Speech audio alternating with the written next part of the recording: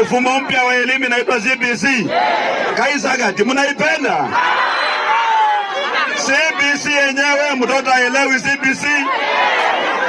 Mwalimu haelewi CBC. Mzazi haelewi CBC.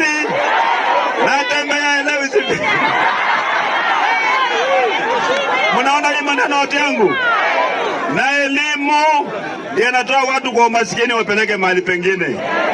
Hata bila elimu, president wetu Ruto angekuwa bado anauza mayai. Alikuwa anauza mayai. Elimu ikampeleka saizi rais wa Kenya. Kama CBC vile inakaa namna hii, hapa Kaisagati mtapata profesa za ngapi? Mtapata mwalimu za ngapi? Mtapata gavana za ngapi? Hadi watoto wote mtihani wanapita wote, hata mwenye aendangi shule. Ai bana. Watu wametuama namna gani? Sasa imagine wanasema hata elimu ya Kenya ni bure, secondary ni bure, serikali inalipa capitation. Lakini wameshindwa kulipa 22,000 na kila mwanafunzi, ndio? Basari haipatikani, si ndio?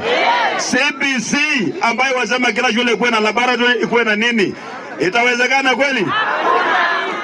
Imagine wanaambia mtoto wako miaka 12 atachague kati ya hesabu na kupiga gitaa. Mtoto atachagua nini?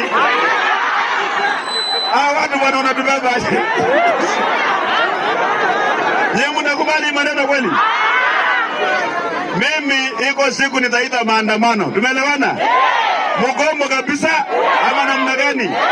Kama serikali haifanyi vile tunataka, ibadilishe maneno ya CBC na mambo ya SHA, iko siku moja tutaamua tu tufanye maandamano mpaka wasikie kama Kenya imeongea ama namna gani? Na hii maneno nasema saa hizi inasikizwa mpaka kule Nairobi, mpaka Mombasa, mpaka Isiolo wanasikia. Kwa sababu wananchi wote wanafanya nini? Wanaumia. Watu wetu, waje niwaambie kitu kimoja. Tuache ukabila, maana shida juu ukabila. Tena rai juu ukabila.